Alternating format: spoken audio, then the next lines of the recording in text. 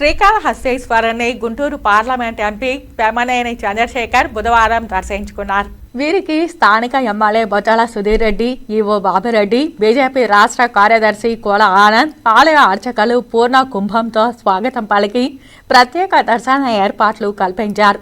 దర్శనం అనంతరం మృత్యుంజయ స్వామి సన్నిధి వద్ద స్వామి అమ్మవార్ల తీర్థ ప్రసాదాలను అందజేశారు.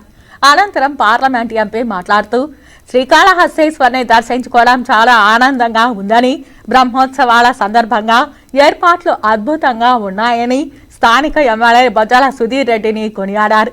ఈ కార్యక్రమంలో ఎమ్మెల్యే సతీమణి రిషితారెడ్డి, కూటమి నాయకులు చెంచయ్య నాయుడు, అమర్నాథ్, ఢిల్లీ బాబు, కంట రమేష్, నమలూరు బుజ్జి తదితరులు పాల్గొన్నారు.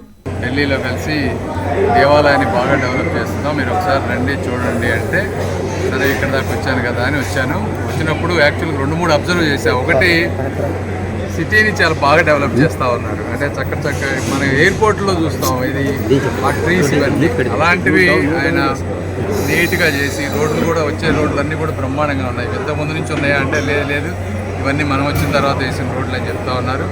అదేవిధంగా దేవాలయంలో చూస్తే ఇంతకుముందు ఎప్పుడు కూడా టెంపరీ లైట్స్ ఉండేవాటి అన్నింటినీ కూడా పర్మనెంట్ లైట్స్ చేయటం, ఒక విజన్ తోటి, ఒక ప్యాషన్ తోటి ఇక్కడ ఉన్న వాళ్ళందరూ సుధీర్ గారు ముఖ్యంగా చేస్తూ ఉన్నారు. వాళ్ళందరికీ కూడా ధన్యవాదాలు.